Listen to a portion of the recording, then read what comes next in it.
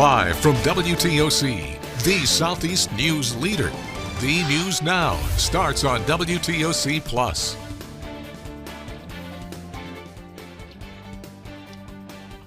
We start with breaking news here on WTOC Plus. Just minutes ago, Governor Kemp declared a state of emergency as Georgia prepares for an incoming winter storm that's expected to have impacts across the region, really, especially in the south and eastern United States. Just a few minutes ago, the governor held a press conference to discuss some of the state readiness and how the state is staying prepared, as well as some of the impacts. This is something we aired on the secondary WTOC Plus feed and our Facebook page just a couple minutes ago. The press conference wrapped up about 15 minutes ago. We are going to go ahead and play you part of this to hear what Governor Kemp had to say about this declaration of the state of emergency. Temperatures will remain below or near freezing early into next week, so we're watching that as well. State actions that I've taken to this point, just declared a state of emergency for all Georgia counties effective immediately. That executive order will be posted here shortly. The duration of that will be 7 days. Obviously, if we need it longer than that, we'll extend that. I've also authorized a call up of 500 National Guardsmen. Now, obviously, we do not have a need for those folks right now. Hopefully, we won't, but we just want to be prepared in case we do, that we can move and get General Wilson and his team responding as quick as possible. So that'll be part of the executive order. We've also suspended truck weights, which will allow us to move fuel and other things around the state as it's needed, as we're urging people to, there's plenty of time before this hits, but just, go ahead and fill your cars up. Make sure you got the things that you need at your house to stay warm and hunker down in case you lose power for a day or two. And this will just help. So that was some of the governor's remarks. Again, that was moments ago. We do have the entire press conference now archived. It's the most recent post on our Facebook if you'd like to watch the entirety of the 20-minute press conference.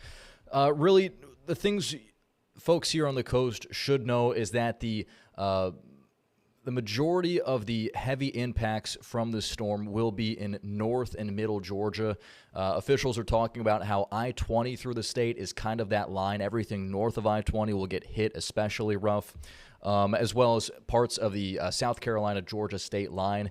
Just a few days ago, Governor Henry McMaster in South Carolina also declared a state of emergency. However, just because it's kind of out of our region, they are still expecting really statewide impacts for this. And of course, we are expecting weather impacts here at home as well. Notably, Sunday and Monday night, temperatures are really going to drop and we could see some moisture. Right now, the biggest concern from our meteorologists here at WTOC is the potential for freezing rain, which of course could impact the roads overnight. So something you'll want to monitor. And again, this is really going to potentially impact things in other parts of the state, especially Atlanta, middle Georgia, north Georgia. So if you're planning any travel or you have any friends, family in that area, maybe just check in on them this weekend as we do once again brace for a pretty major winter storm. And Georgia Power also says that now is the time to make sure you have everything you need if there were potentially any outages from this. Georgia Power says its team is prepared for possible ice and anything else that may happen. Right now, homeowners can prepare by stocking up on essential items for an emergency kit, just like you do for a hurricane. Some items include a portable radio, flashlights, batteries, water, and non-perishable goods. Now is also a time to seal cracks and gaps in your windows and doors to keep your home warm and use less energy. It's cold. If you open your windows in the morning when the sun comes up, let that sun heat your house naturally inside, and that can really cut down on your HVAC cost. 50% of the typical house, 50% of their utility bill is coming from the HVAC or the heating cooling system in a house. Georgia Power is also asking for patience in case you do lose power this weekend. Continuing with our top headlines for the day, plans to expand a landfill in Candler County caused such a stink that county officials say that they plan to drop that proposal altogether. It's an open space, and the county's current 20-acre landfill is reaching its capacity. However, the county has cut operations as they move toward closing it. Candler County's Board of Commissioners announced the closure last summer, costing them upwards of $4.5 million.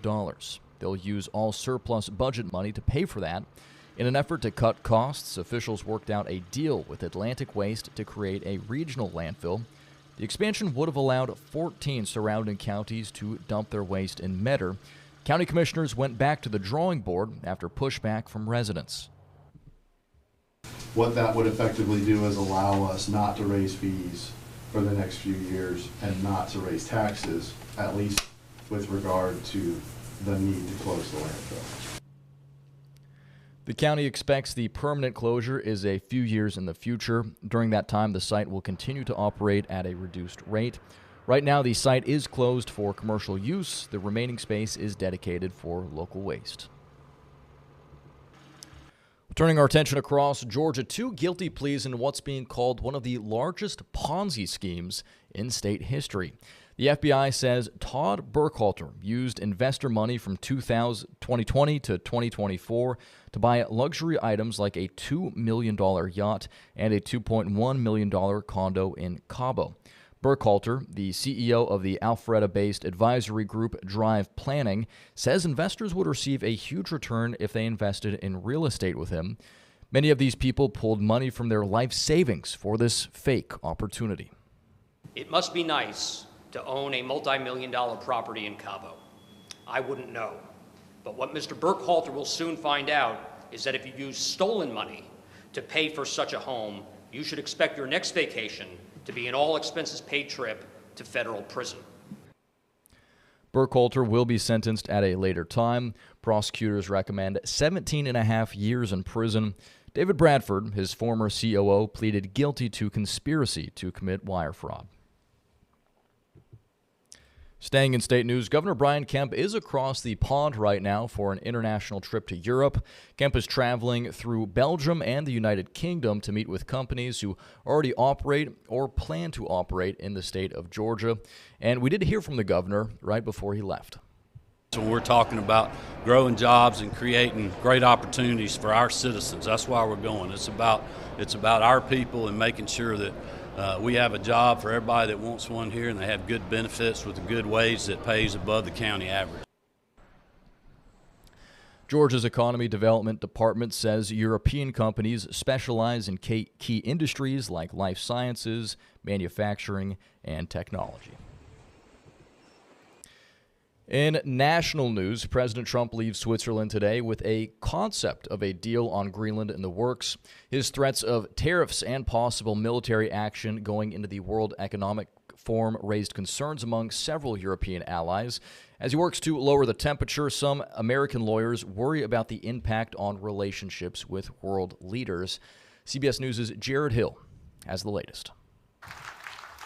At the World Economic Forum, President Trump cemented his Board of Peace. Together we are in a position to end decades of suffering, stop generations of hatred and bloodshed, and forge a beautiful, everlasting, and glorious peace for that region. The group part of his peace plan for Gaza.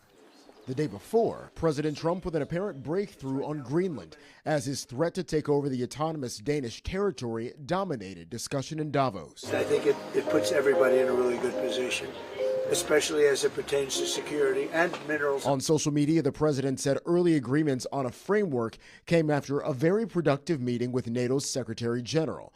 Trump also announcing he will not be imposing tariffs on a host of European nations that resisted his push. Details of the deal still scarce, though NATO said negotiations are aimed at ensuring that Russia and China never gain a foothold in Greenland. How can we make sure that these countries collectively make sure that the Arctic stays safe, that the Russians and the Chinese stay out? As the president now works with NATO in the Arctic, he went after NATO allies as unreliable partners. We want strong allies, not seriously weakened ones. U.S. lawmakers in Davos responded to the president's remarks. There's a way to achieve what the president rightfully points out we need to achieve in the Arctic without any of this drama. This is pretty damn stupid. Now you look at what it means going after territory from another member of NATO. That is crossing a red line. NATO's Secretary General says increased Arctic security will be visible this year. Jared Hill, CBS News. Well, back here in the Peach State, new privacy concerns over AI surveillance at Kennesaw State University. Some students are now taking action to inform others about dozens of security devices on campus. Chelsea Beimfer with our sister station has the story.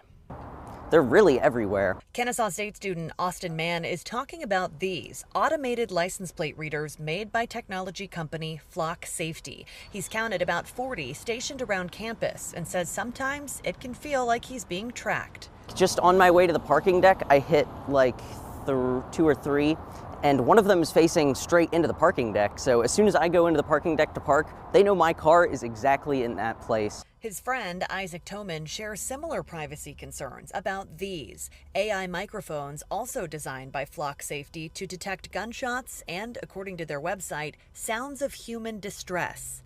I don't have a lot of trust in this company right now. Toman fears that if the microphones can detect gunshots and screams, they could also be recording private conversations. Flock's website does not specify exactly what they consider to be, quote, critical sounds, but they list car crashes and fireworks as examples. I think that there's definitely an expectation of privacy as a student, just walking around having a conversation with your friend at a normal volume. To notify other students about the devices hiding in plain sight, Toman and Mann are hanging these flyers across campus. But some students say they're glad to have these safety measures in place at Kennesaw State. I feel safer knowing that we've got that another layer of security.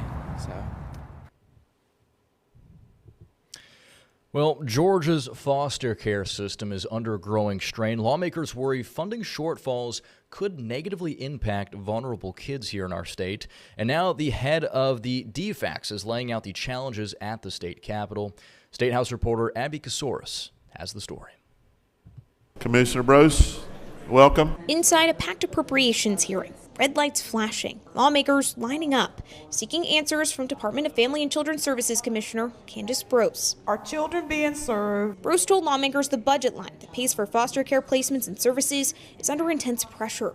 Out-of-home care covers foster placements, beds, services, and providers, and the system has already lost more than 800 foster care beds statewide, fewer places for the roughly 11,000 children currently in the state's care. The projected state funds deficit in out-of-home care for state fiscal year 2026 is $85.7 million. Brose says the DFACS has cut contracts and changed how services are approved. The result, children placed farther from home, sometimes in settings that don't match their needs. Providers fear fragile children could be put in harm's way. We don't want children in settings designed for complex teenaged youth. That's just not right. Providers like Joel Lyon woke up before the sunrise to hear the commissioner's presentation. There has been a drastic reduction in services, and we're concerned. He says cuts are already being felt. Providers are losing staff. Others are being forced to close. We have already seen close to a 30% reduction in our provider network. Former DFACS director Tom Rawlings warns losing providers could have lasting consequences. Once you lose good providers, it's really hard to get those services back up and running again. Governor Brian Kemp pushed back on calls for more funding. We're going to start looking into the providers and seeing why this cost is escalated like this. And finally here on WTOC Plus, today is CASA Awareness Day in Georgia, and you might start spotting some bright red shoes out there, and there's a little heartfelt reason behind it. Volunteers and supporters are stepping out in red shoes and CASA stickers to shine a light on kids in foster care. The red shoes symbolize a child's journey to a safe, permanent home, inspired by Dorothy's ruby slippers in The Wizard of Oz. Court-appointed special advocates, or CASA volunteers, are appointed by judges to speak up for what's best for children as they navigate the court system. In Georgia, about 15,000 kids enter foster care every year, but only about half of them get their own dedicated CASA advocate to guide them. With 47 programs covering all 159 counties, Georgia CASA is hoping today encourages more folks to get involved. All right, and with that, we are going to wrap things up here for the news on WTOC Plus. Thanks for joining us this morning. We will be back in just about 40 minutes for another show at 11 o'clock. Meteorologist Dylan Smith will join us here in studio to break down the winter storm we're tracking, which, of course, we talked about off the top of the show. Governor Kemp has now declared a state of emergency as Georgia braces for. So Dylan Smith will have the latest on the forecasts here locally from that. In the meantime, you can always check our website for the latest at WTOC.com. We'd like to thank you all for watching, and here's Local News Live.